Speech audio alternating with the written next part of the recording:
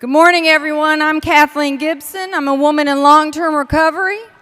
And what that means is I have not used a drink or a drug since January 15th, 1993.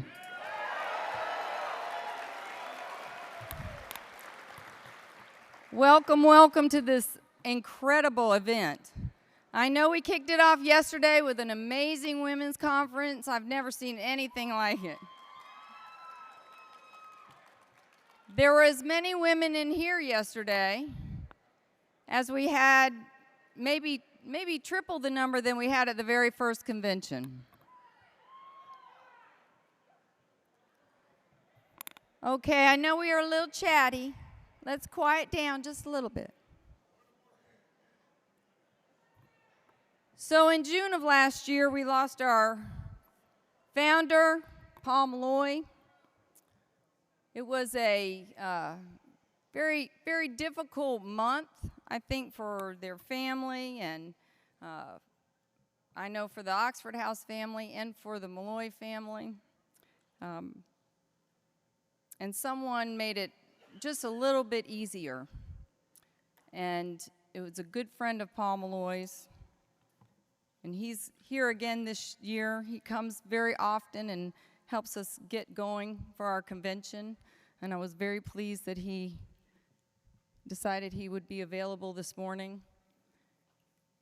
Shortly after Mr. Molloy passed away, I had the opportunity to be at the house, and he was truly a rock for myself, I think for the family, giving us inspiration and helping us ease a little bit of the pain of no longer having Paul's presence. And I think Paul would be extremely pleased and probably have something smart and witty to say. But I'd like to introduce you to Monsignor Eddie Talentino, the pastor of St. Michael the Archangel Roman Catholic Church, and he is going to get us going this morning. So let's give him your attention.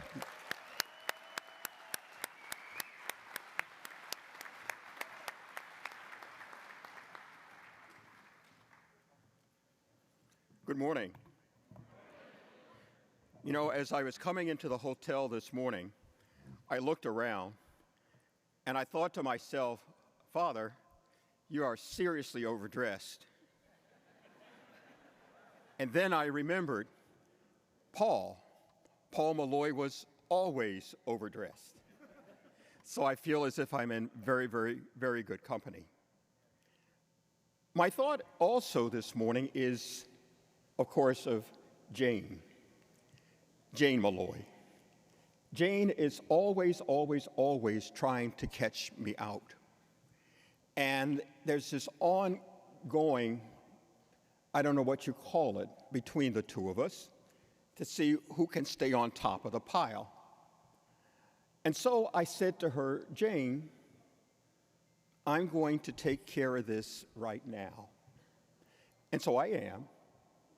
Jane wants to send to every single person here one tremendous hug.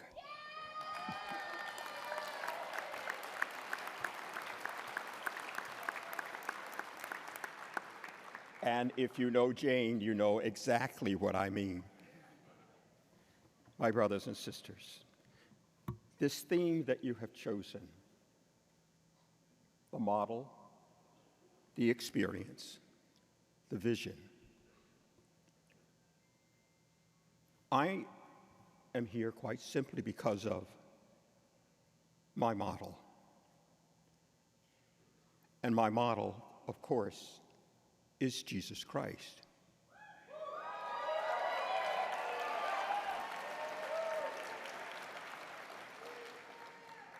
The experience is his ministry among us.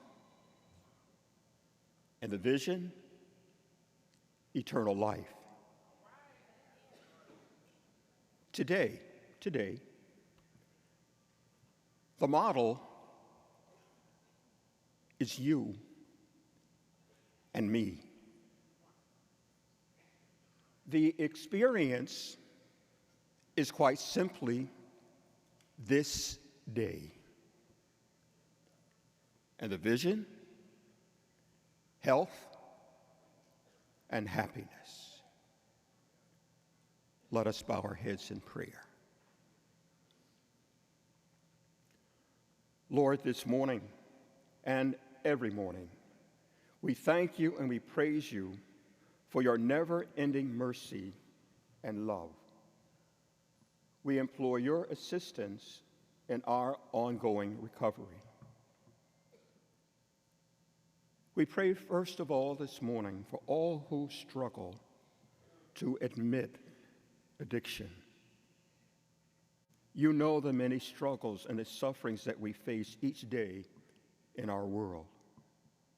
We know that you are always ready to help us in these struggles and in these sufferings, whenever and as often as we ask. We ask you now to be with us and with all who are suffering because our relationships with material things have been imperfect. We pray also this morning for all who struggle with addiction to substances. Many of us in this world have harmful addiction to substances. All of us know some of them, but you know them all. And so we ask that you be with us in our ongoing struggle with substance abuse. We also pray for all who are struggling with addiction to harmful activity. You desire that all of us should live in communion with you and with one another. You desire that our lives be good. All of us fall short at times in our lives and turn away from you, from others, and we even turn away from ourselves. We become addicted to activities that are harmful to us. And so we ask you to be with us and all who are struggling to recover from an addiction to harmful activity. We pray for all who are working to recover from addiction.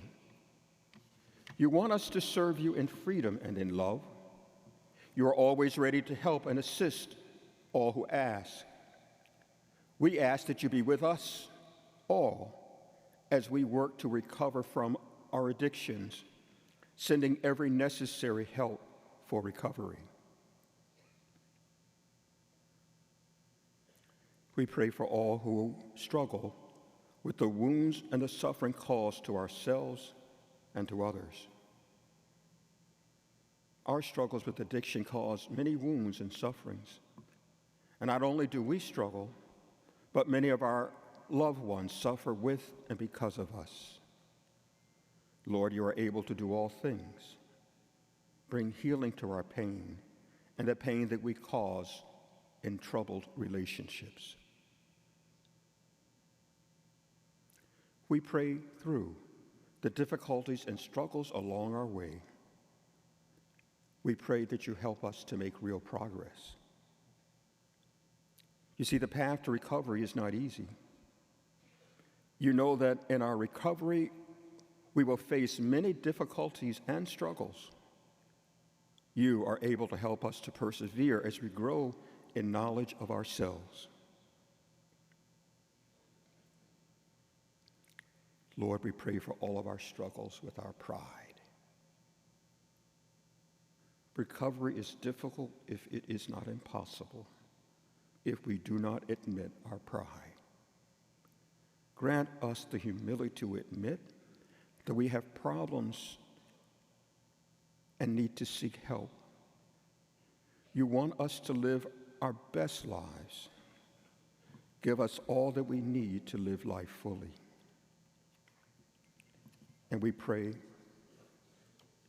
for your help in our struggle to trust. Now we come to that place where most, if not all of our addictive behavior is rooted. Lord, teach us to trust. Enable us to trust. Trust us to trust in you as the fullness of all truth. Our truths are sometimes bitter. Teach us your way of forgiveness and your way of reconciliation. Teach us to trust in one another, even those who have betrayed us or left us feeling betrayed. Deepen our conviction that you have placed in each one of us.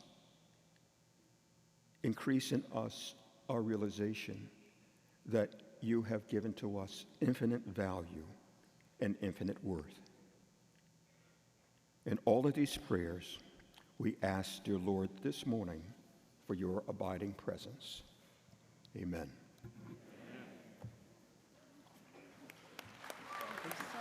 Thank you.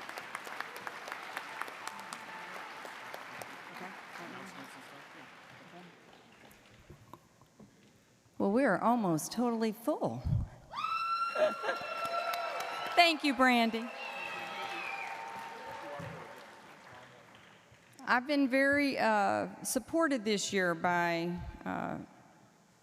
all the staff of Oxford House, but most especially the three directors. Lori Holtzclaw, who is the Director of National Field Services, Jason Giroux, who's the Director of Contracts and Development, and Jackson Longan, who's Director of Information and Communication.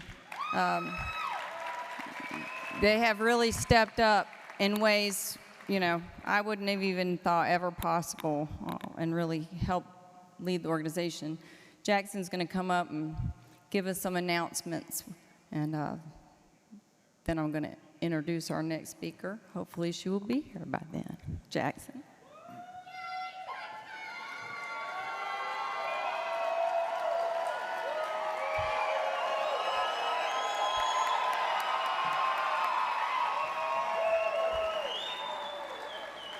What about this section? This section over here.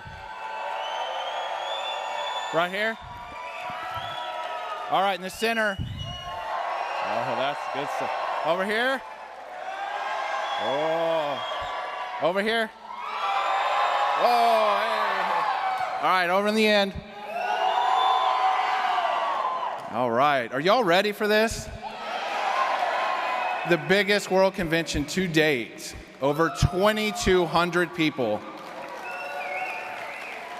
For anybody just coming in, there's still a lot of chairs up here in the middle and near the front. You do not have to sit in the back row. You can come closer to the front. There's bright lights on our face, so we can't see you very well, but I can see empty seats. My name is Jackson Long, and I'm in long-term recovery. Welcome to the 24th Annual Oxford House World Convention. A couple of announcements, a little bit of housekeeping. Lanyards and name badges are required to get into all sessions. Please turn off your cell phones to be respectful of the speakers and the people around you. Be sure and scan all the QR codes. There are going to be QR codes throughout the event on the screens, on foam boards, at the t-shirt tables, all over. Please participate in the surveys. Please, if you need to add a name to somebody who we've lost in the last year, a member or alumni, please add their information to the in memoriam. We will have a special remembrance of them Sunday morning. The evaluation for the event will be Sunday morning. We encourage everybody to participate in that, and if you need CEUs, you will have to submit the survey, the evaluation survey, to qualify. There are no vapings in the hotel rooms. There are very sensitive devices that can tell if you're vaping or not. So if the hotel gets an alarm, there's a very, very expensive fine for that. So I would encourage everybody to take the elevator down and outside. And we're asking everybody who's smoking and vaping outside to push just a little bit farther out so that the smoke is not coming into the building. And we want to use the receptacles that are provided and not the flower pots that are out there. Let's please not throw cigarette butts in the flower pots. Those are not ashtrays. Let's be respectful of the property. It's a beautiful property. How's this hotel? The Gaylord is the last hotel in the DC area that can fit us. So we want to respect the property so we can continue to be invited year after year. We're hoping to come back here every odd year for the rest of this decade. So let's respect and be grateful for the beautiful facilities that we are in. Please take notes during the sessions, whether it's on your phone or with your pen and pad that you have in your tote bag. Just jot down some notes, because the reason you are here, how many of you came here and you paid on your own 100% your way to get here? 100% you paid your own way to get here. I don't see any hands up. So almost everybody was scholarshiped partially. Oh, we have a couple. The next things I'm going to say, I don't necessarily talking to you if you paid 100%. You can choose to do whatever you want. But for those of you that are on scholarship, in your chapters, in your houses, in your state or regional association help to raise money for you to get here, and you worked hard to raise money to get here, you are a delegate, you are a representative, you are an ambassador for your area.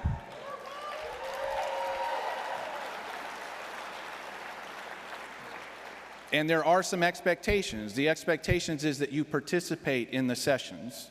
So we like to see everybody show up on time, so they're not disrupting the sessions in the middle by coming in and going out. Please, especially during the general sessions, we have some very, very high-profile guests coming on the general sessions to speak this morning, this afternoon, and tomorrow afternoon. We want to show them our full attention and stay for the entire session.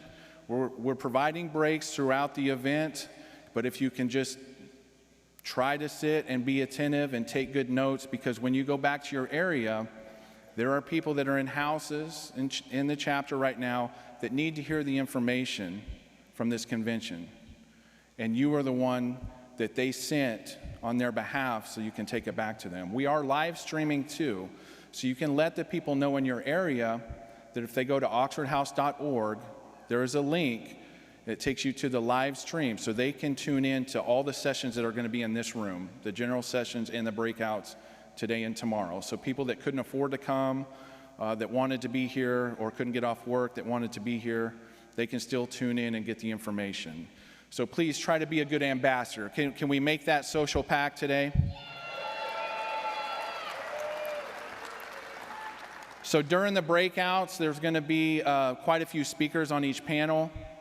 They're going to give a lot of information based on the topic, and there will be a Q&A session at the end. So we're going to wait till the very end to ask and answer questions, but there will hopefully be an opportunity for everybody to get their questions answered. How many of you are here for your very first World Convention?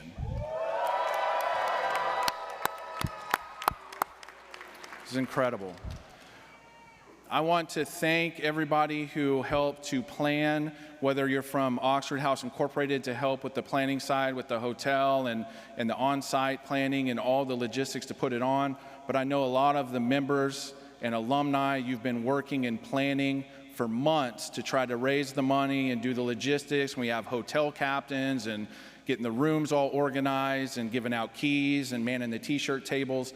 If you volunteered to get here and you're volunteering for your state, raise your hand. Let's give a shout out to everybody who's doing some volunteer work.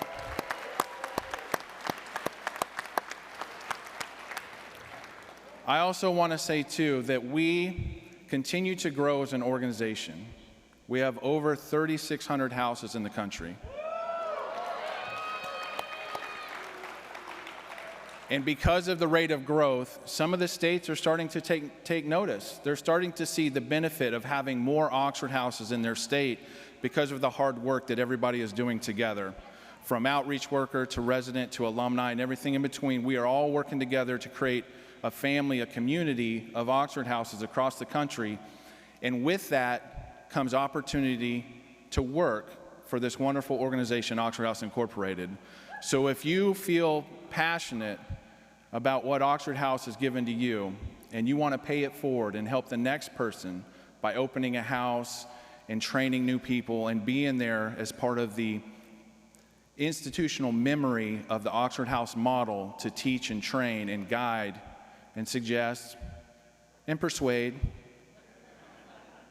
and hustle and manipulate a little bit. And we'll be honest a little bit what's going on. It's all for the power of good. But we have a table across from the OHI desk where you can talk to somebody about maybe applying for a position to be a part of the great organization of Oxford House Incorporated. We are hiring all over the country for outreach workers. So come join our team. The OHI table will be your lost and found. It will be your information. It is in the built-in registration desk that's just outside here, outside the walls here, just past where you picked up your tote bags.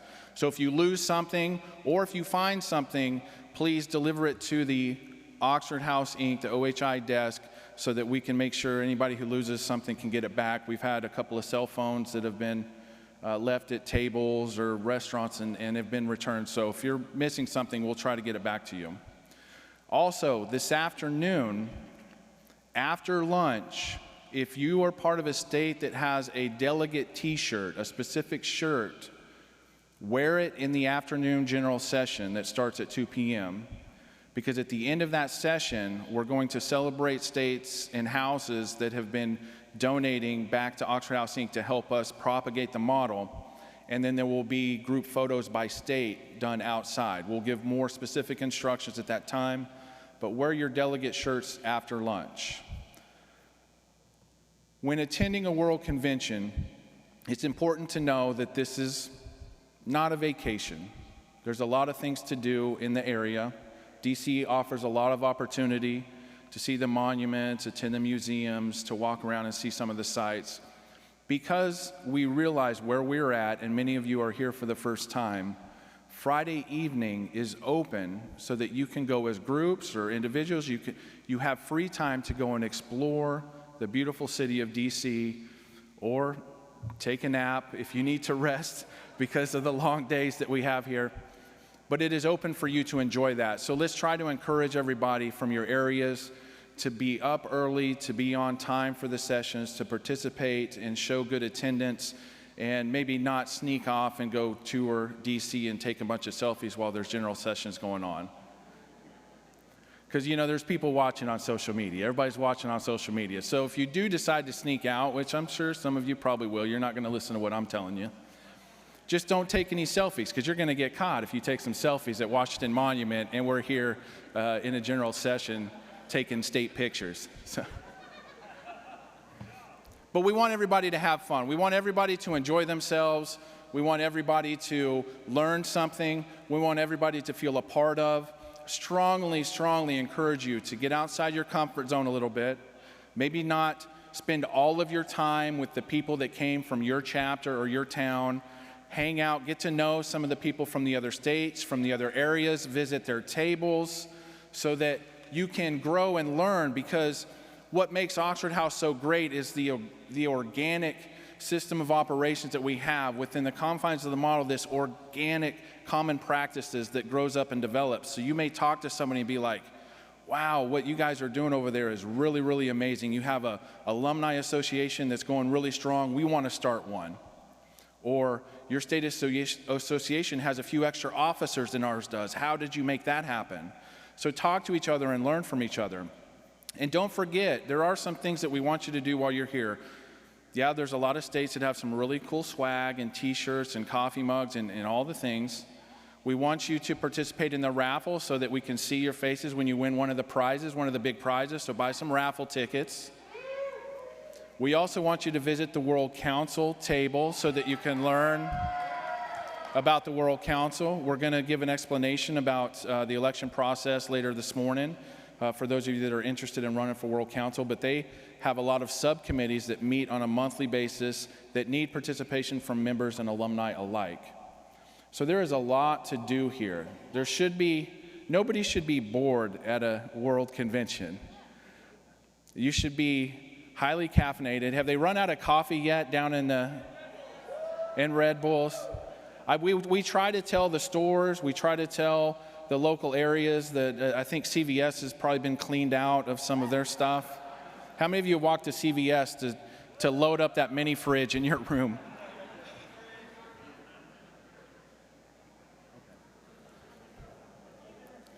All right, we will continue to give announcements and updates. Download the app so that we can push announcements to you that are important. And I just want to, on behalf of the Planning Committee, I want to wish everybody a wonderful experience at the World Convention. It's wonderful to see you. You are our family, and we love you dearly. And enjoy yourselves and learn something and take it back home with you. Thank you.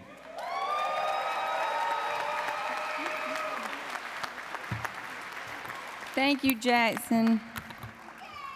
Really good at keeping the train on the tracks, as Paul would say. So welcome, welcome, welcome. It is really an exciting moment. In 1998, just think this convention was just a thought, just a mere concept. But they brought a bunch of us up here. We talked about what might be fun, what might not be fun. And I just want you to take a minute and look around at everyone who's here. Just like this mix of culture and exchange of ideas, and there's so much passion. Do you feel passionate this morning? I know Brandy does.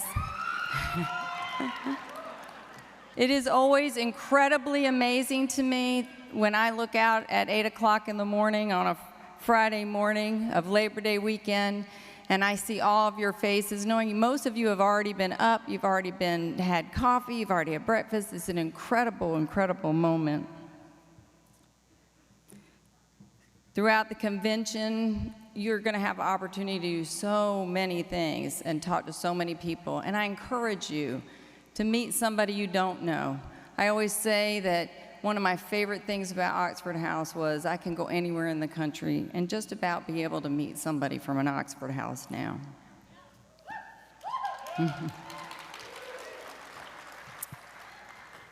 So, as a lot of you know, Oxford House was established in 1975. That is almost 50 years. You know that it was just 13 men that came together? They created a model which follows guidelines. They created a manual. New houses must accommodate at least 6 individuals, 6 people together as a family. They have to operate democratically, right? That means everybody has a vote from the moment they're voted in as a member. I don't know about you, but I didn't feel like I had a vote in much of my life before then. To be financially self-supporting, making sure if you're not when you first get there, shortly thereafter, you found a way to support yourself. You must maintain a substance-free environment. Sometimes there's a lot of angst and controversy about that subject, but it really works for the Oxford House model.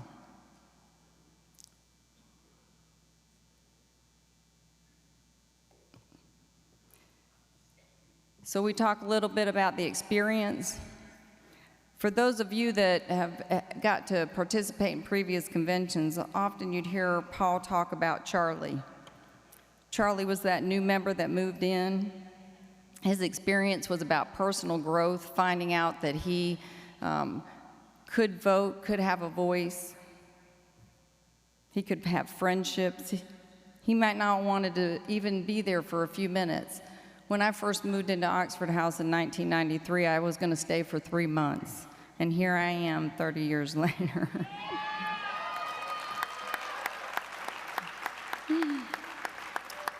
So Oxford House envisions just widespread, self-managed houses supported by the residents' contributions and outreach efforts across the country, with residents and alumni collectively contributing. That is one of the most beautiful things about Oxford House. I just met an alumni just a few minutes ago who'd been to the convention several times as a resident and who's back again as an alumni. As we move on, I want to mention I've had the opportunity to kind of go through a lot of Mr. Malloy's writings and interviews, and I ran across a 2012 interview with Bill White. And Bill White is a renowned addiction researcher, historian who has really followed the recovery movement. And when he asked Paul that question, and this is on Bill White's website, if anybody wants to go and look at some of his readings, he asked Paul what his vision was in 2012. And Paul responded, "My vision for the future is that the Oxford House program will expand exponentially to meet the very serious need that exists. My vision is not one motivated by profit. It is not one motivated by thirst for power. It is motivated by a desire to put in place a practical, cost-effective way to realistically lower healthcare costs, ensure safer communities, and open as many houses that are needed across the country." I would say we're doing a pretty dang good job.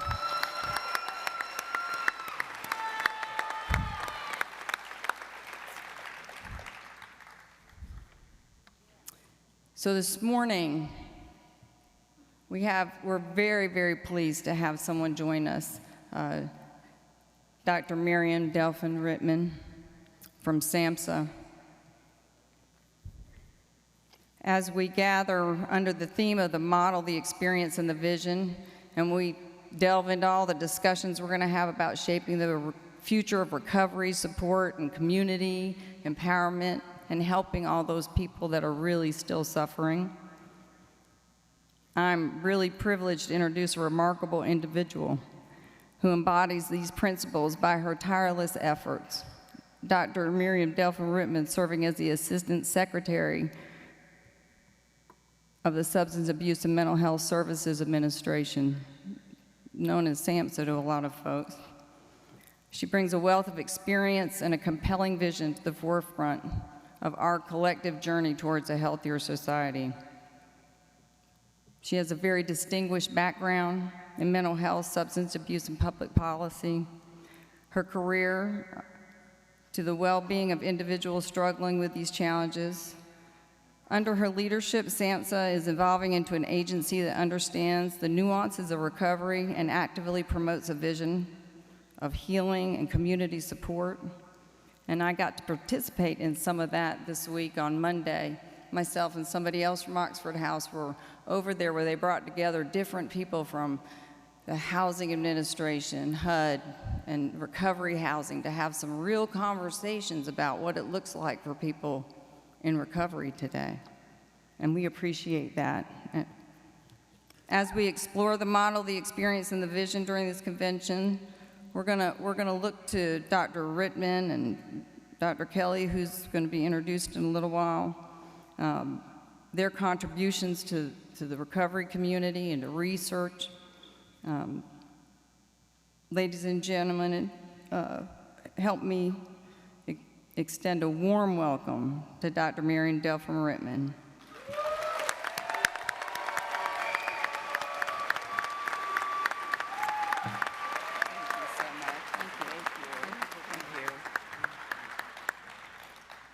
So good morning, everyone. What a crowd, what energy, what vibe in the room already.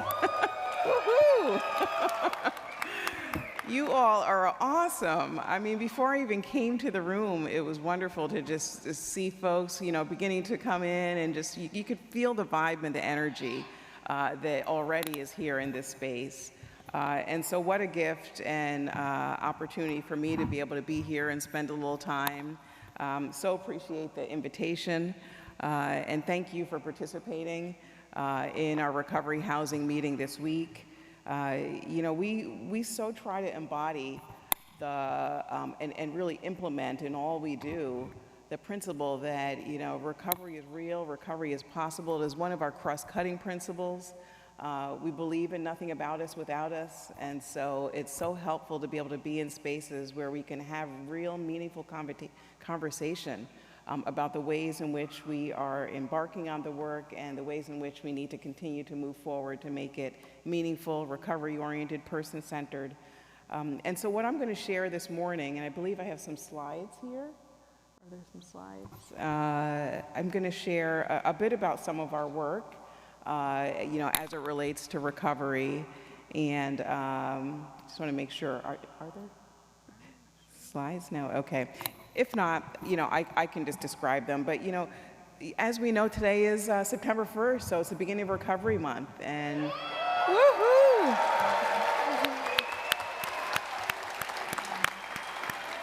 And so first and foremost, I just want to say, Happy Recovery Month. I hope that it is an invigorating, a rich, all the things that we know celebrating recovery is about.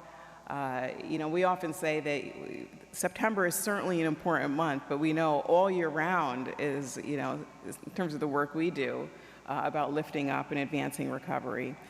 So again, just a pleasure to be here to share some of our work quickly. And when we look at some of our data, so we have this large survey we do called the NSDA, the National Survey on Drug Use and Health. In our most recent NSDA, we were able to gather data for the first time where we specifically asked about recovery and asked about people's experiences and reports of being in recovery. And so what we found is about 2 in 3 adults who had a mental illness considered themselves to be in recovery or recovering. We found that about 7 in 10 individuals who had a substance use disorder considered themselves to be in recovery as well.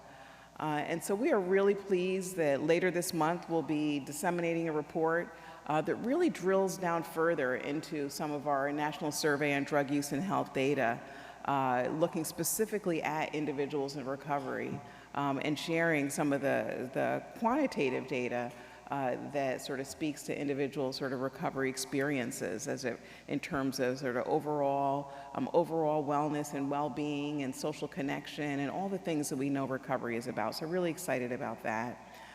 One thing I can say is that within SAMHSA, but also I'm so grateful that across the administration, there's an understanding and a recognition that recovery is a key component of the mental health and substance use related work we do that is being recovery focused and recovery oriented.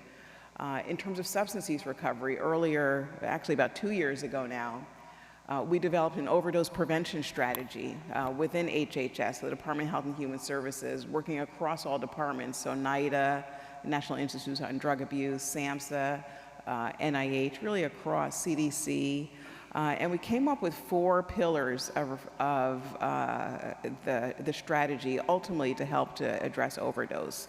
And these pillars really include prevention. We know it is so important to be prevention focused, harm reduction. It was actually the first time that a federal strategy coordinated across departments addressed and had dedicated funding for harm reduction, evidence-based treatment. Thank you.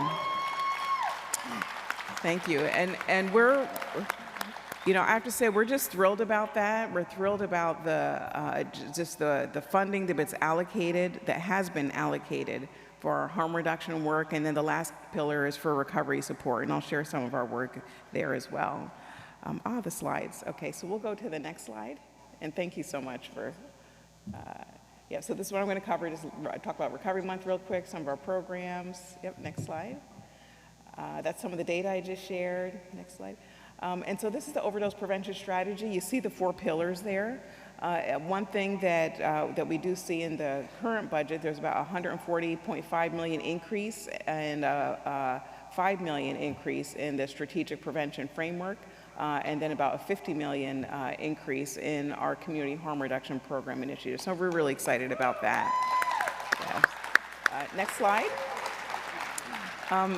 So I want to start by talking a little bit about, we often say that recovery, key components of recovery include health, home, purpose, and community.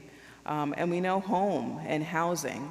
In fact, much of what was even shared this morning and the Oxford model really embraces all of those: health, home, community, and purpose.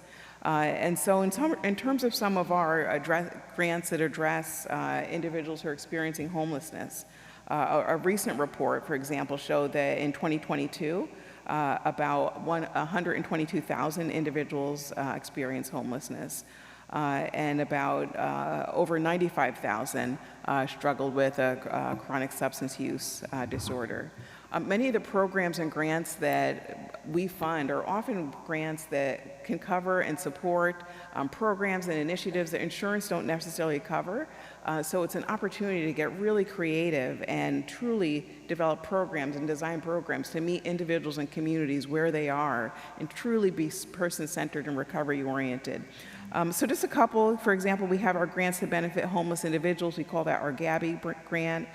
That is geared towards ultimately helping people to access housing, but then provides wraparound services and support. So helping to connect people to education or employment or other assets within a community that are valuable and important to a person and into their life space, faith communities, if a person is interested in connecting there. And some of our data, real quick from Gabby, shows that, for example, when we look from 2018 to 2022, there was a 35% increase in individuals reporting a reduction in substance use, and about a 68.6% increase in employment and education, and then about a 294% increase in housing stability. So again, we know housing is so important. You know, we also provide technical assistance for all of our grantees that address and do our housing work. And we do have a homeless and housing resource center, as well as other TA centers as well. And then in terms of our federal collaborations, again, there's so much collaboration across federal agencies in this area. Next slide. I'm super happy to be able to announce today as well that we are releasing today. So this is like first time I'm saying this publicly, which I'm thrilled to be able to do it. Yeah, thrilled to be able to do it here. And you know, we're releasing our recovery housing standards. And so what these are, it's essentially 11 standards that are designed really to be guides for communities standing up recovery housing. And so it includes things like, you know, being recovery centered.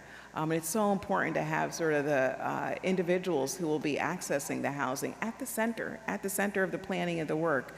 You know, thinking about culture and being culturally responsive. You know, having clear operational definitions and sort of operational plans around what, you know, what the housing space is. You know, the importance of supervision and having, you know, a supervision as part of, you know, being trauma informed in the approach. So do check that out. For the interest of time, I'm not going to go through all of it, but it is now on our website, and just so thrilled to be able to launch that today, and so thrilled for the input that we received really across the country through a number of different listening sessions that we were able to hold with individuals in recovery. So next slide. I'm going to speed up here so we have time for questions and discussion. You know, another program I'm really thrilled about is we call our B Corps, so Building Communities of Recovery. And so the goal of this grant, this one's really cool. The goal of this grant is to essentially expand and enhance peer support services and recovery support services. And there's quite a bit of flexibility around what that looks like. And so it truly allows communities to develop peer support and recovery support services that match the needs and interests of the individuals in recovery, designing and shaping and implementing and leading that program. And we see such innovation across the country that is really helping to provide, again, what I talked about, that health, home, purpose, and community for individuals that are connecting with those programs. Next slide. Another grant I want to talk about, we call this our RCSP, so our Recovery Community Support Program. And similar to the other one, you know, this grant is very much about helping to build recovery capital. You know, helping to build recovery capital for individuals and communities to help people sustain recovery over time. And we know that, you know, we often say that recovery happens through connection and in community. And so this is very much about helping to connect individuals to community and other people in meaningful ways. And there's quite a bit of flexibility, again, around what is proposed here. So I just love seeing the ways in which grantees are creating spaces that are safe, that are respectful, that treat people with dignity and respect, that meet people where they are, that create spaces for authentic conversation and spaces for people to be present, showing up with all of who they are. And so it's a wonderful initiative that I so appreciate the grantees across the country that are doing this work. Next slide. Also wanted to share, so earlier in the year, this was this past April, we did also release our national model standards for peer support certification. And again, I won't go through all of them here, but you see the standards listed. And we released this because we really want this to be a guide a guide for states and communities and programs that are developing peer certification programs. We've listed out the standards there, so it includes things like, authenticity and lived experience, providing training and having trainings in place, supervised work experience, looking at diversity, equity, and inclusion. So you see the different areas there. But check that out. That's also on our website, and really thrilled to be able to release that. Next slide. Also wanted to share another resource that we released earlier in the year. So this is our findsupport.gov.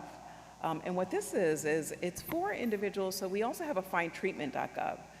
That's for individuals that are ready to look for a provider or a service, and they're sort of at that stage in the help-seeking process. Find support is for an individual that is early on in thinking about, okay, I think I want to talk to a counselor or a recovery support specialist, or I think I want to talk with somebody. And so what they can do is they go onto this website, and it helps you sort of navigate navigate questions about what different types of treatments may be available, how payment works, questions to ask. In a first session, there are lots of individual examples where people share some of their recovery stories and journeys and how they got connected to support and help. And so it's a really rich resource around sort of connecting with services and supports. And then it will link directly to findtreatment.gov. So I wanted to share that as well. Next slide. A last resource I wanted to share is about our 988 Suicide Crisis Lifeline. We launched this about a year ago. Of course, there was quite a bit of work across the country leading up to that launch a year ago. But what this is it is a three-digit number, so a person can call 988 or text or chat. So can text 988 or chat at 988lifeline.org. If a person is experiencing any type of mental health or substance use related, crisis or distress, and be linked with a trained counselor across the country.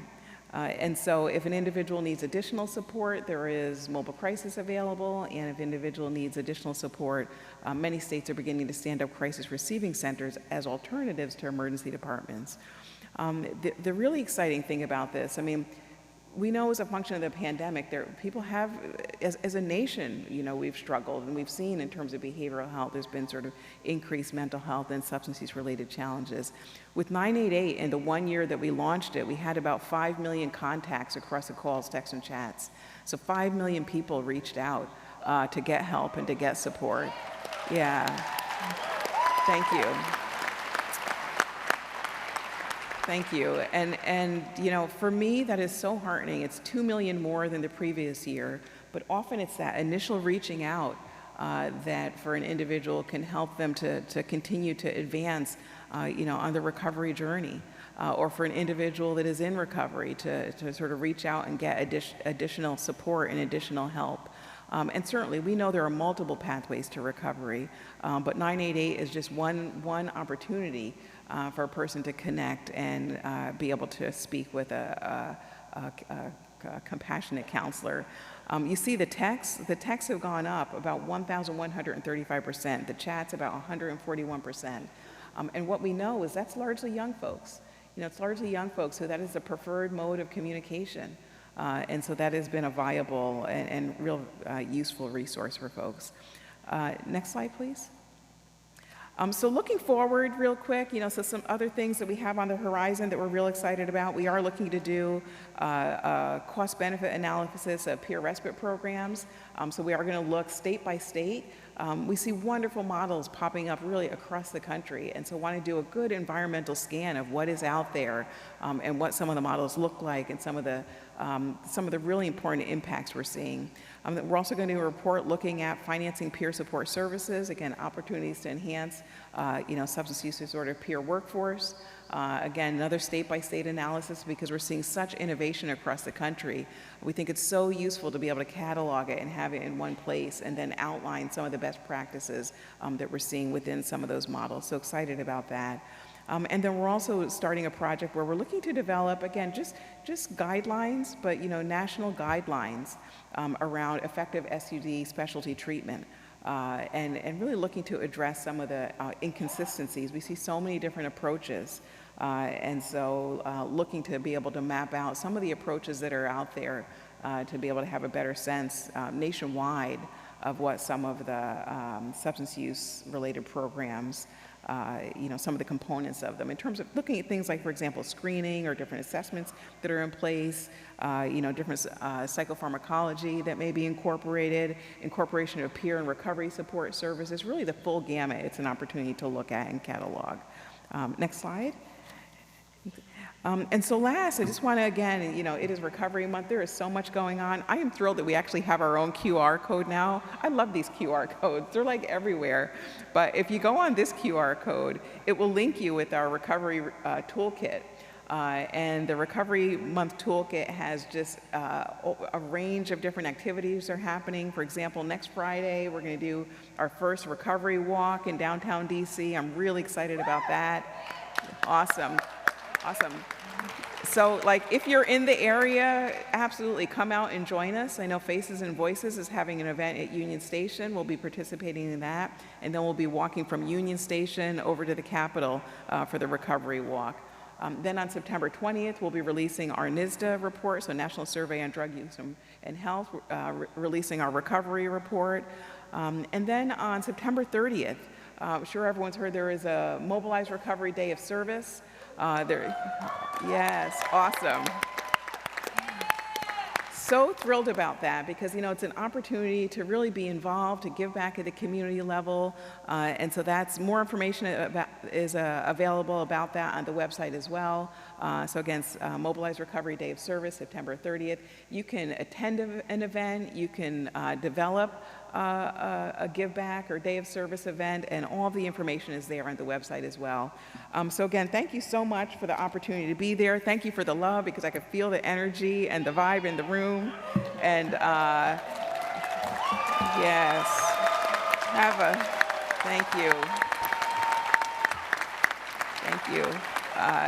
I have an awesome conference, a productive 3 days, and I understand that later on the day is free. So I'll tell you, my most favorite thing to do in the area, the monuments in the evening lit up are just breathtaking.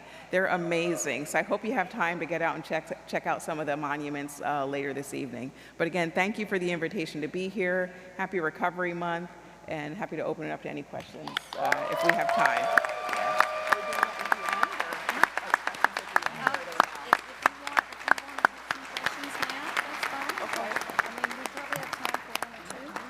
We probably have 5 minutes or so for questions. Yeah. Okay. Yeah. Yes. So I'm happy to take a question or two. I come from a big family, so it's all about conversation. I don't like to really just hear myself talk, but love the back and forth. And with this much energy and awesomeness in the room, would love to have a question or two. Yes. In the front.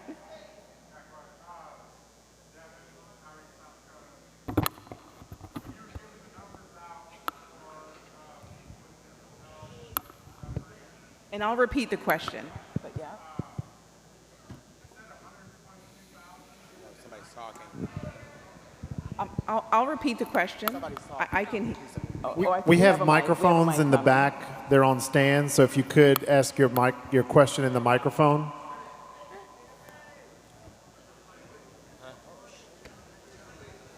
All right. So, Devin from South Dakota. Hello. The question is in the beginning when you were giving statistic about the 122,000 with people dealing with addiction and mental health crisis, and then the 90,000. Is that just in this region? So that is a annual homeless assessment report to Congress. I believe it's across the country, but typically these are I think sometimes they're also perhaps a slight underestimation. Sometimes not. My belief often is that maybe we're not able to get every single last person, but that was the general number that was reported in the 2022 annual homeless assessment report to Congress. So it is across the country. Thank you. My name is John Agnew. I'm from Kansas.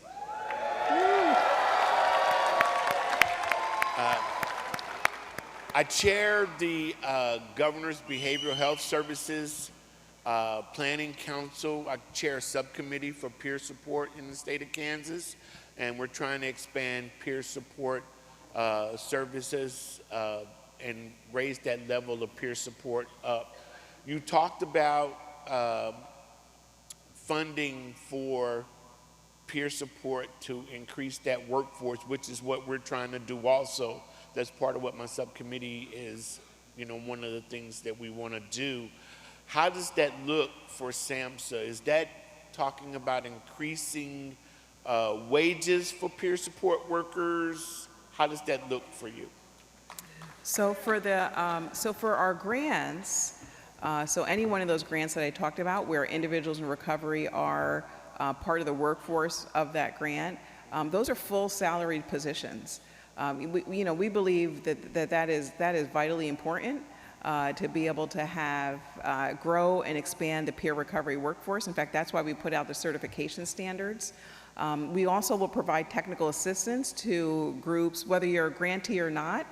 So if you're a group thinking that you want to apply for a grant or thinking that you want to start a home, even technically an Oxford house, we could provide, although I'm sure Oxford does that, but we provide a range of technical assistance on request through our recovery technical assistance center, but we also have a mental health technical assistance center, substance use prevention, really across the spectrum, to include answering questions, to a point that you might have about a grant or the grant process. Okay, thank you very much. Thank you. Okay, we'll Hi. do one more. Hi, my name is Victoria Cloud. I'm from Texas, and I'm very proud to represent my house at this conference. We face a lot of unique challenges in Texas as far as the state legislature intentionally cutting funds that are intended specifically for the support of peer specialists in our area. They take the money and do I don't know what with it, but what are some things that SAMHSA could do to kind of address that issue? Because, when I was released from respite, which I'm grateful from the bottom of my heart that there was a peer support run respite center in Austin, Texas that was able to take me.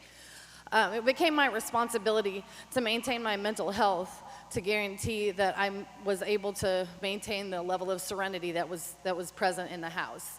But you can't just get there overnight. And there's a huge gap between being released from these respite centers and being accepted into an Oxford house. And it was a huge challenge for me, and I went through a lot of scary things. There's not a whole lot of money for peer specialists in the state of Texas. All across the state, everybody's suffering because of budget cuts. And I just think that it's really sad. And I would definitely love to see that issue addressed somehow federally. Yeah. Thank you so much for that question. And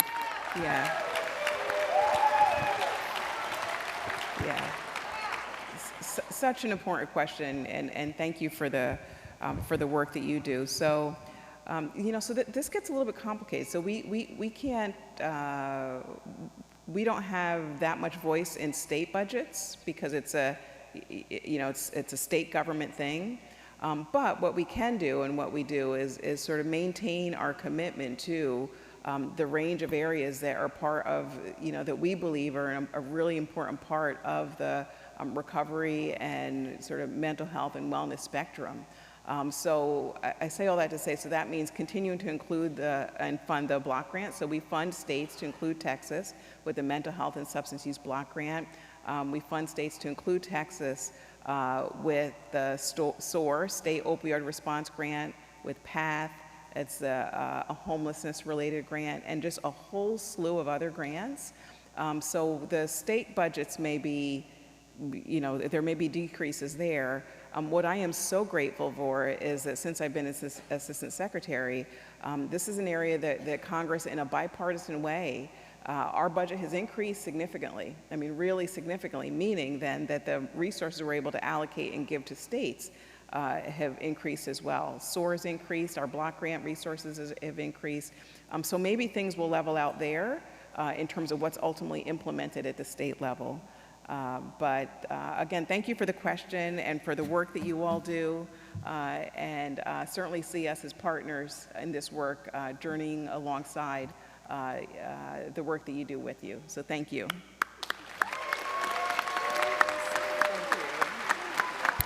Let's thank Dr. Delphin Rittman for coming this morning, but also for her hard work.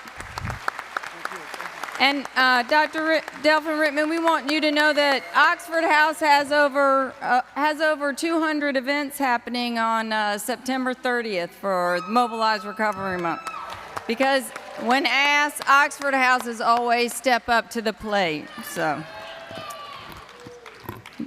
I'm very happy to say that Lori Holtzclaw is going to come up here and introduce our next speaker.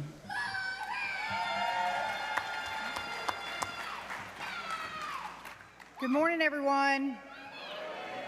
My name's Lori, and I'm a woman in long-term recovery, and what that means for me is I haven't found it necessary to drink or use drugs since December 20th of 2006.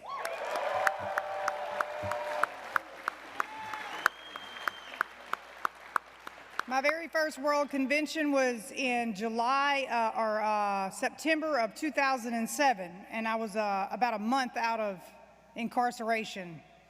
And one of my favorite things about coming to the convention as a resident was the flight or the bus ride to the convention. That was always so exciting. I know that Florida drove through a hurricane, so we were glad y'all made it here. Like literally drove through the hurricane. I'm going to introduce our keynote speaker this morning, Dr. John Kelly, the professor of psychiatry at Harvard University Medical School. He's got a lot of letters behind his name. Dr. Kelly is the Elizabeth R. Spaulding Professor of Psychiatry and Addiction Medicine at Harvard Medical School, the first endowed professor in addiction medicine at Harvard.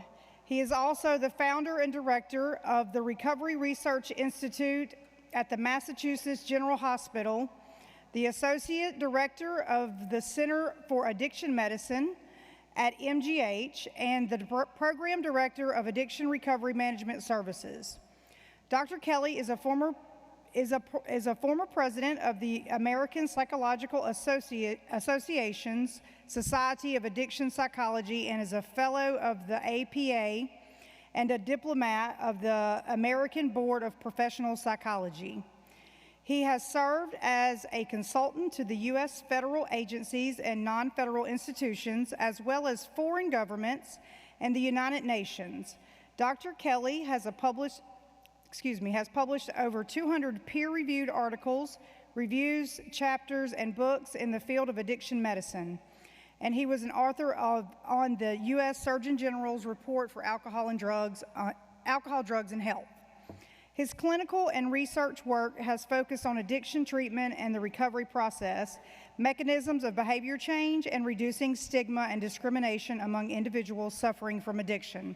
I give you Dr. John Kelly.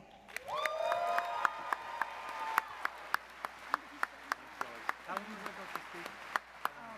long does he have? About 40 minutes. About 40 minutes. Does this work? Yes, the green button goes forward. Hey, good morning, everybody. I'm blinded by the lights here. Is there anybody out there? Okay. Yeah, I guess not, huh? Yeah. I'm truly honored to be here with you all. Happy Recovery Month.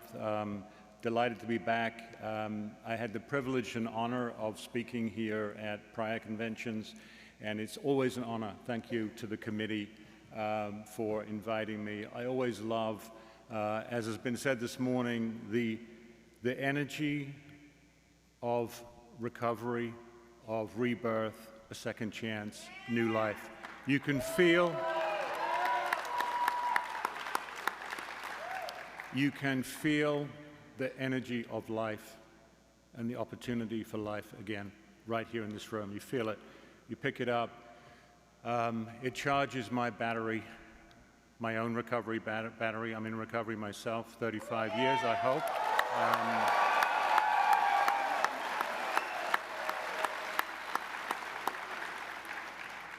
Hope to celebrate 35 years on October 10th.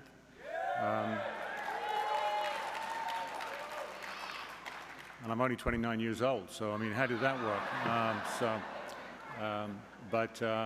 Honored and very grateful, obviously, for my own journey and to be able to contribute to the science in the ways that I've been able to. So thanks for having me.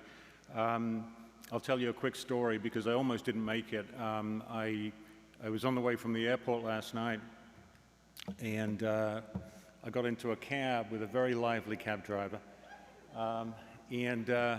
So we're coming along the street, and I see the traffic light up ahead. It goes from green to red, but instead of slowing down, he accelerates, right? There's about 100 yards to go, goes straight through the red light, right? So I'm thinking, wow, okay, phew, you know, made that one okay. Next light, same thing happens, right? Turns about 100 yards to go, turns from green to red. Instead of slowing down, he speeds up, accelerates straight through the red light, right?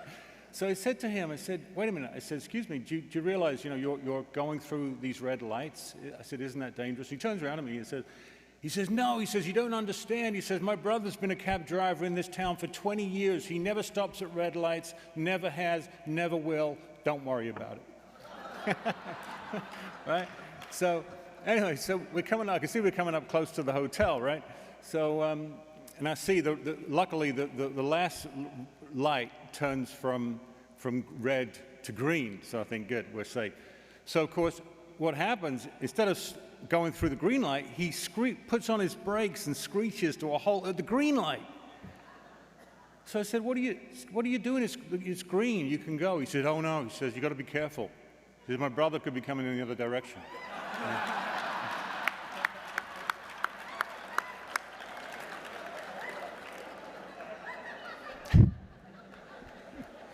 Now, that's not a true story, but it is based on a true story. Yeah. Anyway, down to business. So, yeah, I'm going to talk to you today for the next 30 minutes or so about the new science on addiction treatment and recovery. I'm going to cover maybe three broad themes. Kind of how did we get here? How did we get to this new science on recovery? You heard this morning Dr. Miriam Delphin Rittman describe all the focus, all the amazing things that are happening in recovery at the federal level and throughout the states.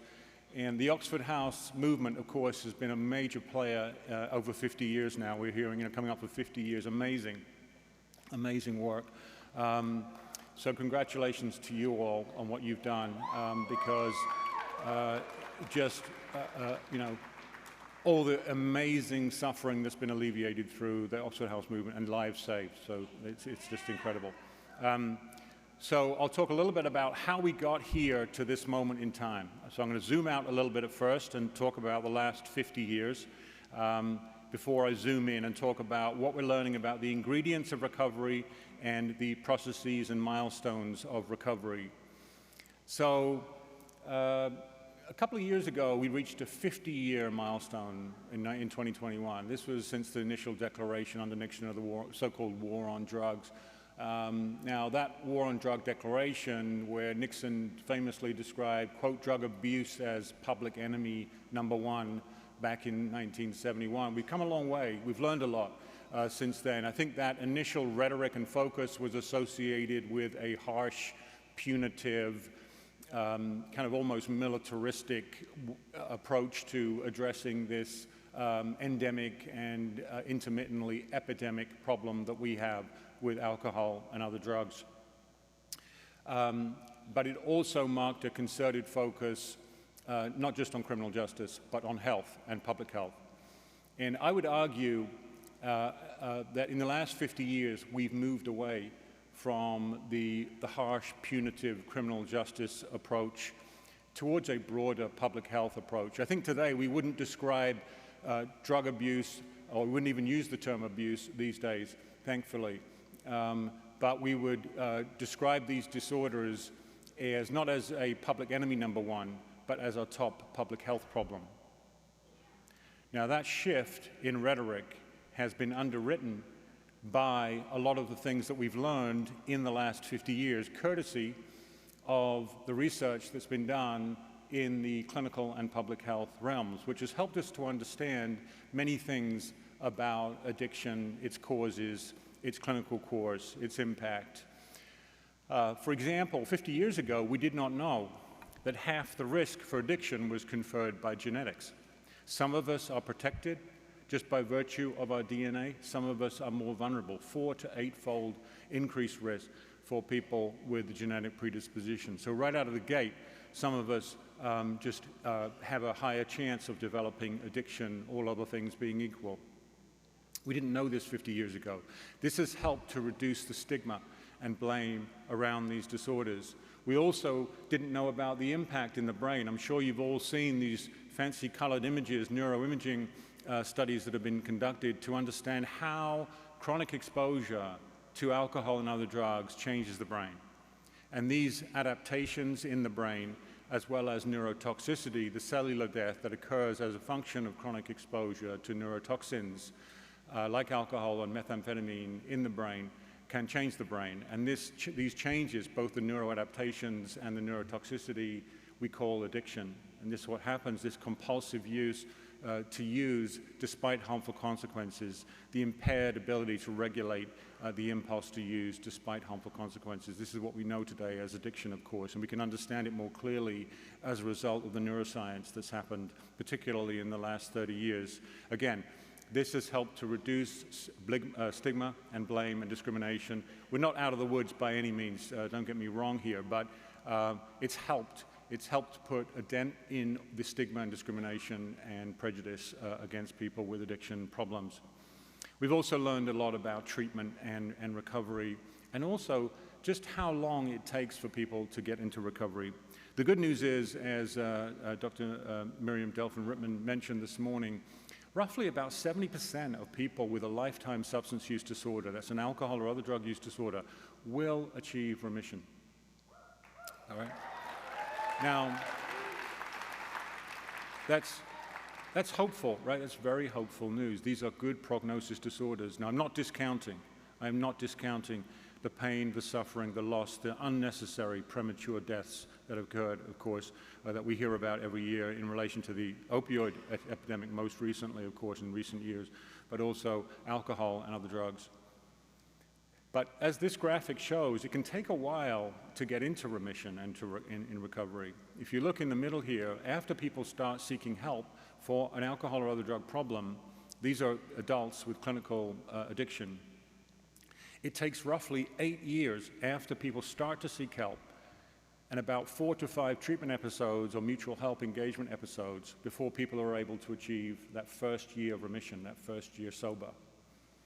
So that's quite a long time, right? 8 years, but that's an average. It's an average in adult clinical samples. What's also noteworthy is that after people achieve that first year of full sustained remission, it takes another 4 to 5 years before the risk of meeting criteria for a substance use disorder in the following year drops below 15%. Why 15%? Because 15% is the annual risk in the general population out there of meeting criteria for an alcohol or other drug use disorder in any given year. So to be no more likely than anybody else out there of meeting criteria in the following year for an alcohol or drug use disorder takes 5 years of continuous remission. So risk remains elevated, in other words, for the first 5 years of remission.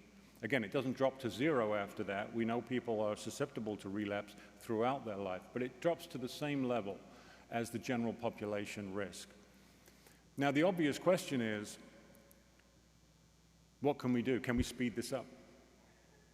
Or is this just an inexorable course of the illness? You just have to wait 8 years on average before somebody gets into that first year of remission and then another 5 years. Or are there things that we can do to speed up the time to initial and then sustained and stable remission? And I think the answer is yes, if we attend to some other things that we in the past have not attended well to. And what I'm talking about here are things like housing, meaning and purpose, and social relations and peer support.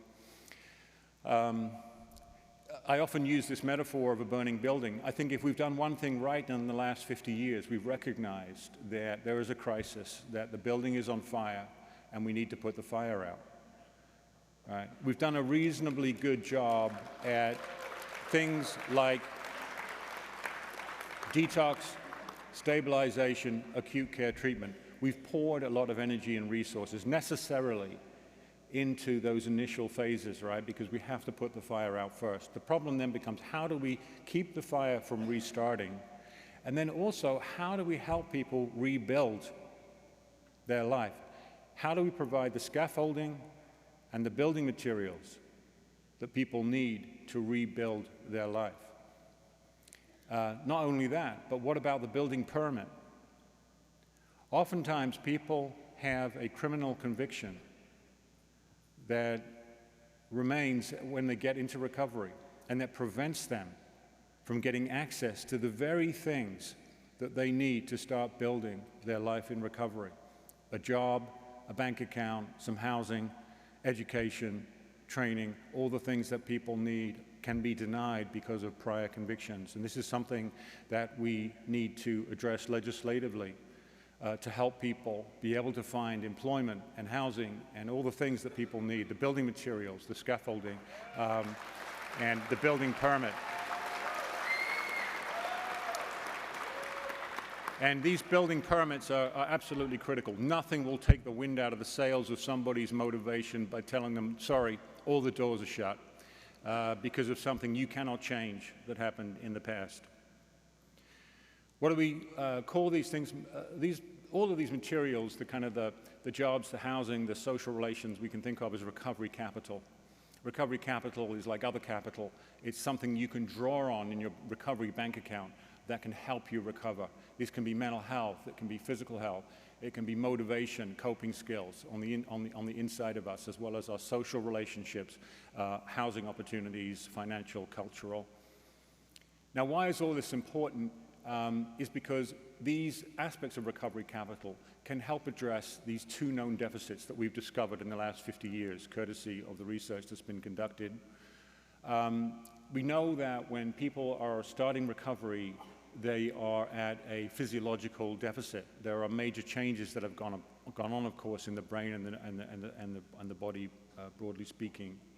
But in the brain, we understand two major things that underlie and undermine addiction recovery attempts is this increased sensitivity to stress that occurs post-acute withdrawal in the post-acute withdrawal phase, as well as a decreased capacity to experience normal levels of reward. So it's a terrible combination. Early in recovery, that people feel more stress, they're more sensitive to stress, and not only neurophysiologically, but of course, we've never developed the coping skills to cope with real life without picking up a drink or a drug, right? So how do you do that? You have to develop a whole new set of coping skills because drinking and drug use was the top way that we used to cope. So this increased sensitivity to stress coupled with that down-regulated reward pathway makes it very difficult. The reason why the reward pathway is down-regulated is because the brain is bombarded with these abnormally high levels of reward and reinforcement which come through drugs. And Mother Nature tries to adapt by down-regulating those receptors to adjust and compensate for these abnormally high volumes coming in. But when those drugs are removed, there's a deficit that remains for months and sometimes years early on in recovery. So recovery capital and recovery itself, it's a bi-reciprocal relationship between remission and recovery capital. When we get a few days or a few weeks of stabilization, the poison is removed and Mother Nature can start to do her work. There's a natural increase in things like mental health, functioning, decisional capacity, ability to regulate. Those start to accrue back again. But also we can influence the chances of ongoing remission by providing access to housing, to jobs, to peers in recovery that can reduce that stress loop back into drug use again. So increase the chances. You can see here it's a bireciprocal relationship between remission and recovery capital. Remission leads to increases in recovery capital, but we can influence it the other way by providing building permits, scaffolding, building materials that people need to be able to get and stay in recovery. So what are the ingredients of recovery? Well, we often think about, is somebody ready, willing, and able, right? Are they motivated? Are you motivated for recovery? Do you have the capacity to take the next step? Yes, those things are true. We definitely need those things. But we also need the right conditions, such as Oxford Houses, that provide... Think about creating the right conditions for the organism, the human organism, to recover. Because it's not just about ready, willing, and able. It's the difficulty of the environment. How difficult is that environment that people are facing? Not just in the early days, weeks, and months, but over years. That chronicity over time, the conditions that people are faced with can be they can be recovery conducive and supportive, or they can undermine recovery. So the conditions are critical, and this slide really emphasizes this. Think about plant organisms that become sick. I'm an expert at killing plants, and despite my best efforts, but plants need the right conditions. They need the right light, they need the right moisture, and if you give them the right light and the right moisture, this identical genetic plants will either, depending on the environment, will either thrive and flourish, or they'll die, diminish and die. Exactly the same organisms, and again, with different conditions.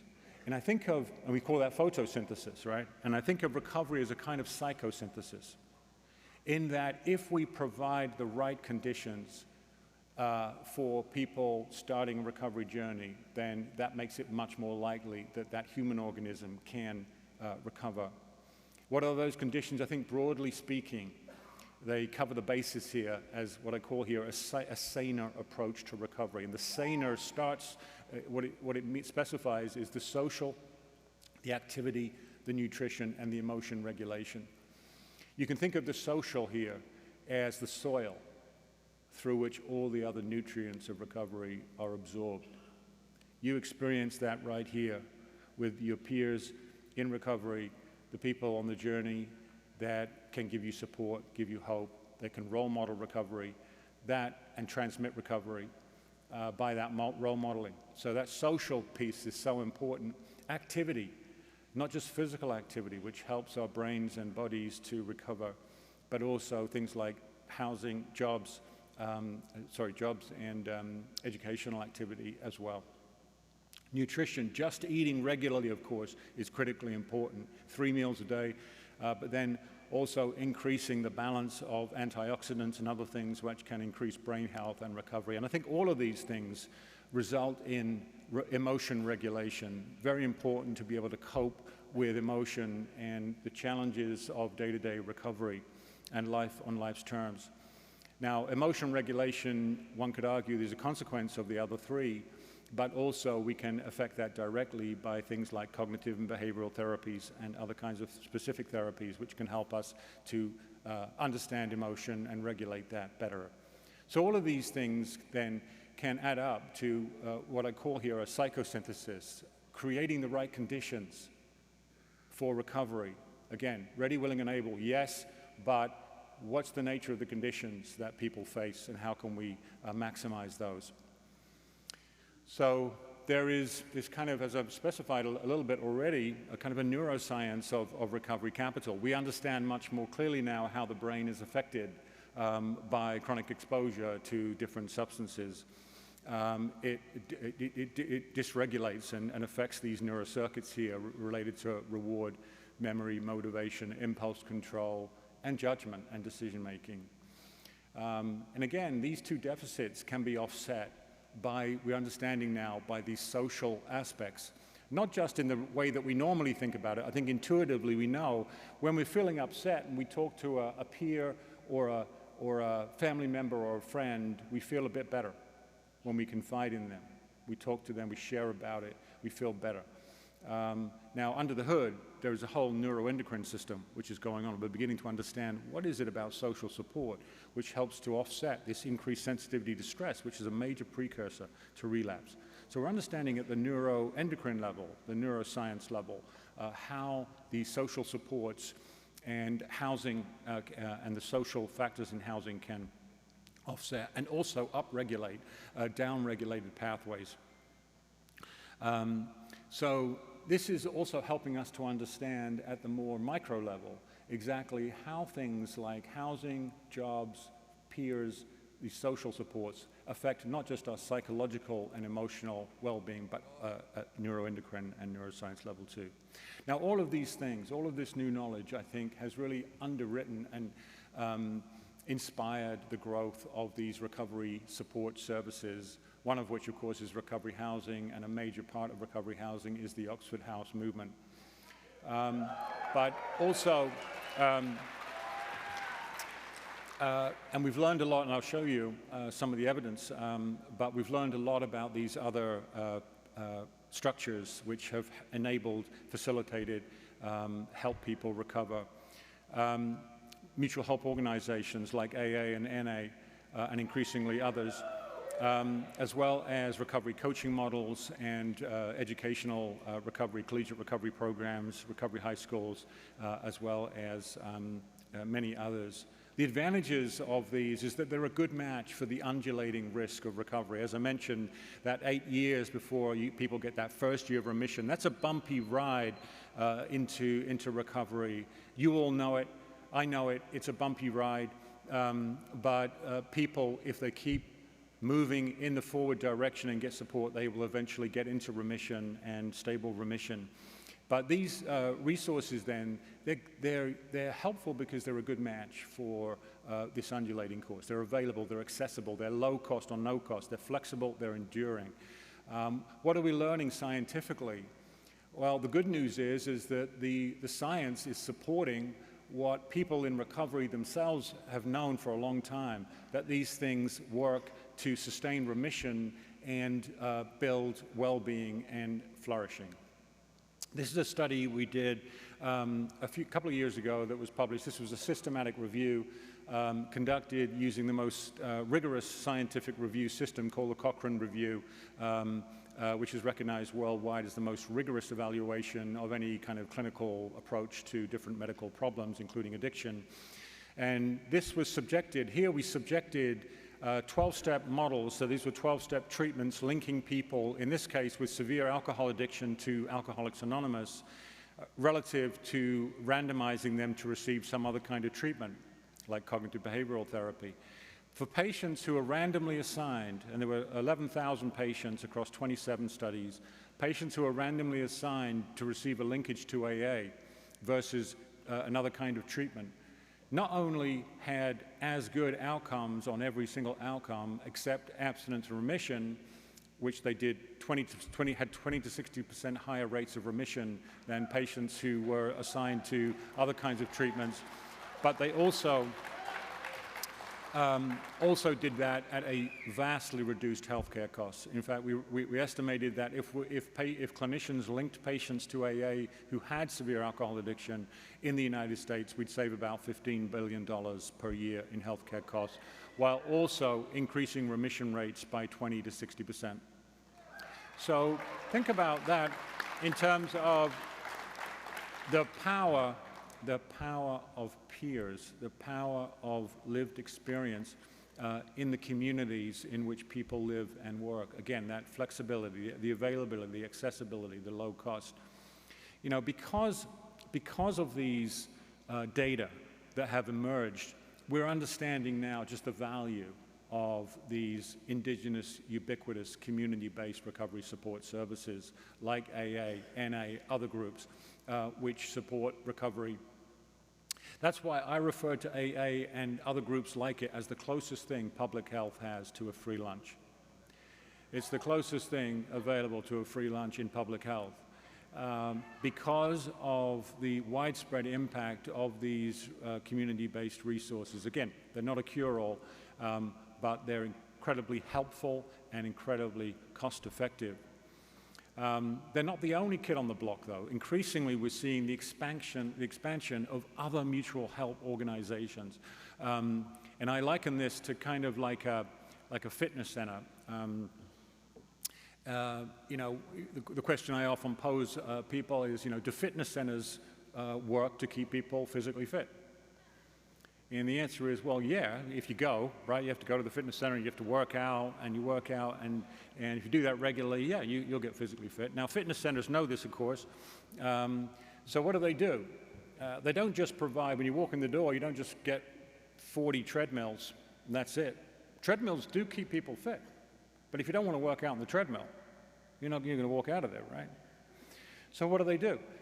They've got 40 different classes. They got 40 different courts. They got all kinds of things available. Why? Because they want to try and attract and engage more people into the process of physical fitness, some kind of thing that will appeal to different people. Do mutual help organizations work? Yes.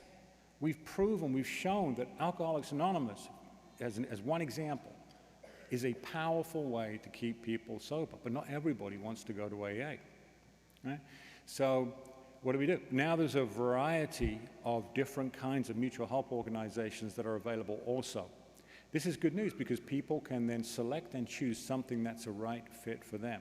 Now it may be true that AA and NA, they're kind of the cross-trainer of recovery. You know, you're going to get fitter for recovery sooner, quicker, faster, more stably by using that particular model. We don't know yet because these comparative kinds of trials have not been done. But I think very importantly, if people can find something that can appeal to them, just like a fitness center. You know, maybe you don't want to work out in the gym, but you'll take a yoga class or a Zumba class or whatever the latest thing is, craze going on in these gyms are.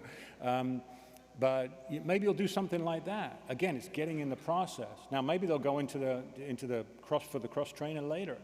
But get them in the door and get them doing something. And now we're finding evidence also for other kinds of mutual help in addition to groups like AA and NA.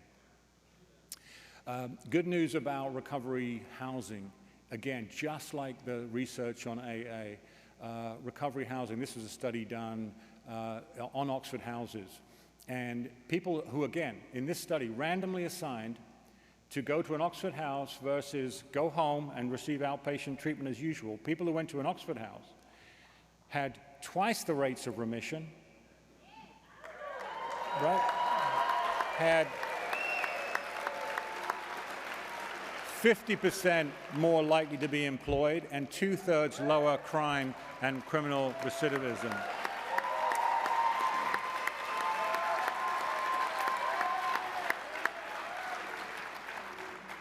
Not only that, but again, cost effectiveness. This is a smart way to go from a healthcare dollar perspective. This is the top public health problem in the United States, in most middle and high income countries all around the world.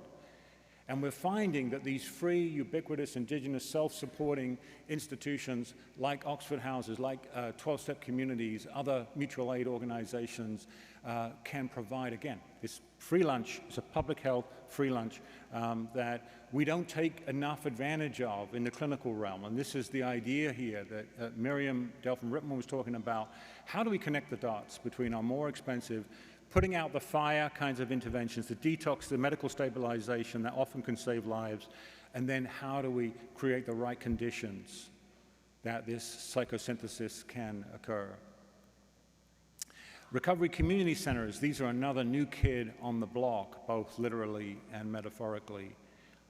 These are not residences, but rather community centers that, like recovery cafes that people can go to during the day to get access to all kinds of things. Look what they provide. This is a study we did in New England and New York State. These are the kinds of things that are being provided in these centers where people can go to during the day and find all kinds of help for recovery. The scaffolding, the building materials, the building permits that people need to be able to get access to. And these are populated, of course, with people with lived experience. They provide that role modeling. the exchange, the imparting of lived experience of how you do it. This is how you stay in recovery. This is what we've done. There are multiple pathways. Find one that's a good fit for you. And we're finding that they work in the way that we think they work, these centers. They actually boost recovery capital, and that recovery capital increases remission by producing increases in self-esteem, happiness, and quality of life and functioning. So again, connecting the dots here between our more expensive clinical services and these lower cost, more ubiquitous, more extensive resources in the community. This is where we need to go in the next 50 years. If we're going to really make a dent in increasing the time it takes to initial and sustained remission. The final thing I want to mention in the last few minutes here is kind of what we're learning about recovery processes and recovery milestones, and I'll go through this, a couple of points I want to make here. You know, we think about recovery milestones. Why are they important? Well, they're important because you know, we want to know who needs what, when, for what duration, at what intensity. Who needs what kind of service, when, for what duration, at what intensity. And so we have these kind of initial recovery milestones that help us to understand more about what people may need at different points in their recovery. These data show right here, these are data from our National Recovery Study we did a few years ago, showing the change in trajectories of different indices of functioning, and I'll explain what they are here.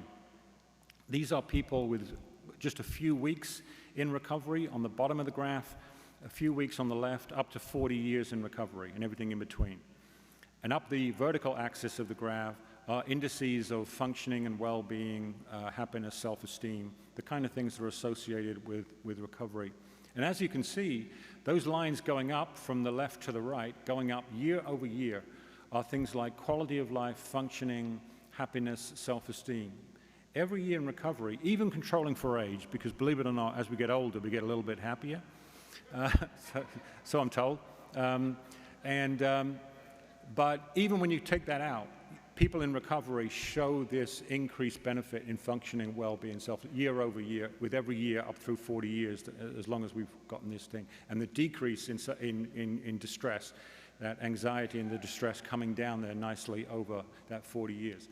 But interestingly, it's not, let me just show you this part here. Again, who needs what, when, for what duration and what intensity. Now here we're zooming in under the microscope here. I showed you the 40-year temporal horizon. Here we've got the first couple of years. Look what happens in the first couple of years. We've got this initial stabilization period on the left-hand side. You can see on the left there, people stabilize in that first 6 months. And then you see that dip, that little dip there in the next 6 months. Interesting, huh? So people are stabilizing, they're feeling better, starting to do better, but then they're dropping in the second 6 months. They're dropping. They're not relapsing. They're still in recovery, but their self-esteem, quality of life, and functioning is dropping in the second 6 months before it goes up again at the end of that year. What do you think's happening? I think what might be happening is that, again, you think, coming back to that burning building analogy, is that the fire is out. In the first 6 months, people are stabilizing, they're convalescing, things are going all right, they're getting lots of attention. Then they say, Johnny's all right now, you know, he's got 6 months under his belt, but then the smoke starts to clear out of the building. And what does Johnny see? Holy crap, look what I've got to clear up. They look forward and say, look what I've got to make up, right? So that second 6 months might be a daunting proposition for many people in recovery. When that smoke is out of the building, they're starting to see the reality of the situation. So again, this is something that we need to be aware of as we're helping people in that first year, particularly of recovery. But you can see the end of the first year starts to go up again. But that second half of the first year, when the fire is out, but the smoke's starting to clear and people are starting to get a reality check, that can be a tough time for people, particularly the second half of the first year. Again, this is helpful for helping to understand what people might need. They might need a little bit more support in the second half, or a little bit more psychological intervention and hope installation, hey, hang in there, it's going to get better. I know it sucks. We can help you deal with the wreckage of the past. We can help you deal with all that. But if you hang in, you'll get through that, and the prospects are looking good beyond this. If you can, again, it's all about access to recovery capital. If we can get the scaffolding to these people, if we can get the building materials accessible and the building permit, then people will be able to climb up that hill there and move on with their recovery. I think a few final thoughts is this aspect of technology. I love technology. I think it's fantastic. But I think at its heart, recovery is always going to remain a low-tech proposition in a high-tech world. At its core, it's about, you know it, it's about the personal connection. People won't care how much we know until they know how much we care. And in the amazing words of Tracy Chapman, you remember her song Fast Car from a few years back, one of the great pop songs of the last 50 years. I love this lyric. She's not talking about recovery, but I think it's very applicable to recovery. She says, "And your arm felt nice wrapped around my shoulder, and I felt like I belonged, and I felt like I could be someone."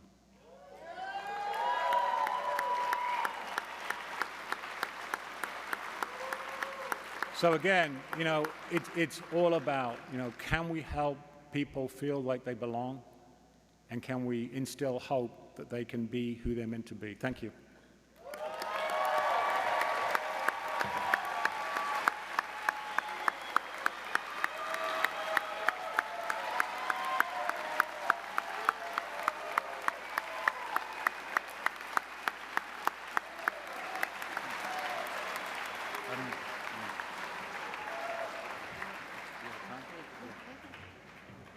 Let's thank Dr. Kelly again for taking a complicated subject and breaking it down.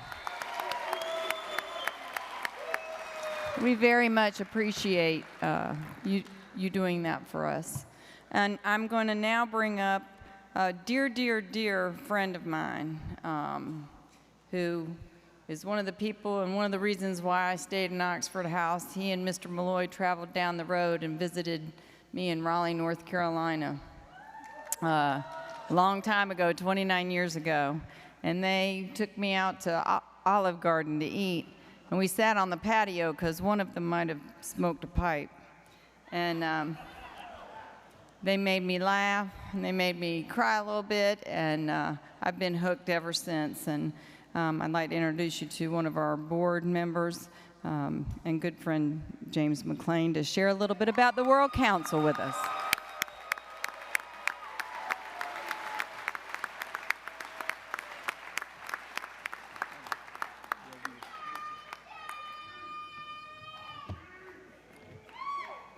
Good morning, everybody. Good morning, family. And I say good morning, family, because you are our family, and I love you all. You are a member of a very, very elite family called Oxford House. Where you go, who sees you, they recognize Oxford House. So be mindful of what you say, what you do when you leave us, because they're watching you. My name is James McLean, and I am a person in long-term recovery. No, I'm an addict.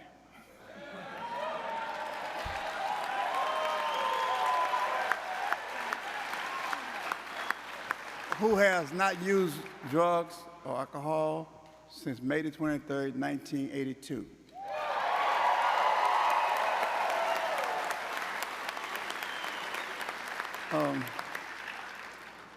Within this family, Oxford House family, there's a group that we started in 1997. It's called the World Council. And we started this group because we need to be able to connect you, the delegates, with the World Council, with the Board of Directors, chapters, state associations, and houses. So you all would know what was going on because we are a very transparent organization. So while you're here, we're going to give you an elite opportunity to become part of us. Now, what I want to do first is I know you've been sitting there a long time and you're tired, your legs hurt, you really want to go. So let's try a little exercise and try to wake ourselves up. We're going to say 3 times, I feel healthy, I feel happy, and I feel terrific. If we stand up, we get a little energy going. So let's stand up and do that. And we're going to say it 3 times, and each time we're going to get louder. Okay? Ready? I feel healthy, I feel happy, and I feel terrific. I feel healthy, I feel happy, and I feel terrific. I feel happy, I feel healthy, and I feel terrific.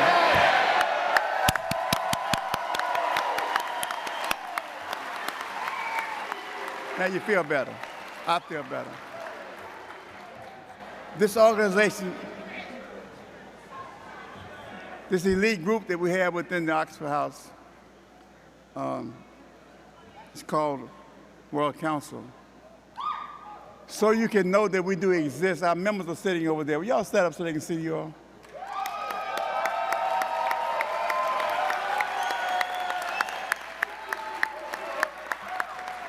And I'll tell you something about this group. They have worked tirelessly for the last year to get better. And it's year after year we have improved to a point now where more of you want to be in the World Council. But I'll tell you something about the World Council. It is a training ground for outreach people because we keep losing them to outreach. But you have to be a president, have been a president of a house to become a member of the World Council. You have to have been a president while you served or lived in an Oxford House to be an alumni member. So these guys have worked real hard, and they set a desk right outside. See, they're real tricky. They put this little desk right outside the eating room, so when you go into the door, you see them. When you go to buy a shirt, you see them. And that was put there for a reason, because we do not want you to walk out and not know what we do. And what we do is we help to keep Oxford House, the wheels running, the things going in Oxford House that sometimes you don't see. And that group is the group that does that. And so if you want to become a member of this group, we make you jump through some hoops. But see, when I came into the Oxford House, we had no QR code. We had no Zoom. We had no computers. But now we made it very easy for you to do this. And you look around, everywhere I look now, I said, where do these QR codes come from? They're all over the place. But they're there for a reason. So if you want to become a member, and you've been president of a house, you want to become a member, you have to sign it, get a form. And we can do it on the QR code. And this form will have to be, you have to get 5 houses that are recently here in this convention to sign your form. Now, if 5 of you live in the same house, that's just one house. Don't think there's 5 houses because all of y'all signed. So you get 5 different houses. So while I'm talking about that, one of the purposes of this convention is that you meet other people. You talk about other states, other cities, other problems. So while you're here, try your best to get phone numbers. Another thing, when I was coming up, a long distance call cost you money. Now you pick up your cell phone and you can call California for free. So anyway, so try to get some numbers here while you're here and try to understand what other people do. It will make you feel very, very comfortable about what you do because it's the same. We are a very transparent organization. The manual has been there since 1975. We've revised it a couple of times. And so make sure that you look at the manual. Now, you have to do this by noon today. You have to get your form, you have to fill out your form, get your people to sign the form, 5 people to sign the form, and have it in by noon. Now, here again, it's very easy. When you go to buy the shirt, have your form filled out, drop it off at the desk. They'll be there to tell you. If you have any questions about that, they'll be glad to answer those questions because we are looking for people who really, really want to serve, to help, to build. We don't want, if you don't want to come, if you want to come and be happy and have a good time and enjoy growth, come there. But if you want to come just to look and see what's going on, please wait a little while longer before you come to see us.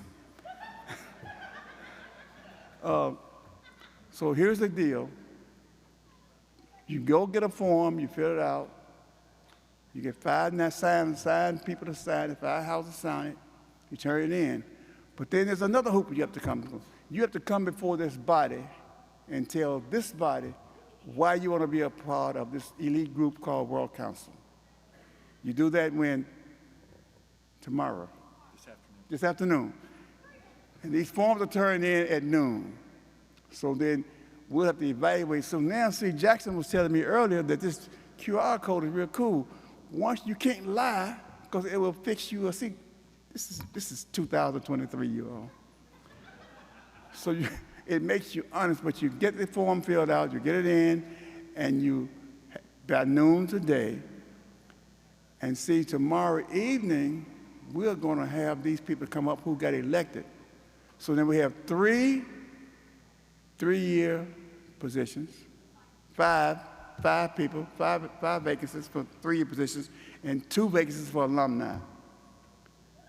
So this group is such an elite group that I'm so proud of it because, and I'm proud of the people who are there now because they've done such a good job. They even come to the board of directors meeting and tell what they have been doing. So it's really a great organization. So think about it, talk to your members about it. And while I'm here, I'm going to clear up one other thing too. You are not a resident. You're a member.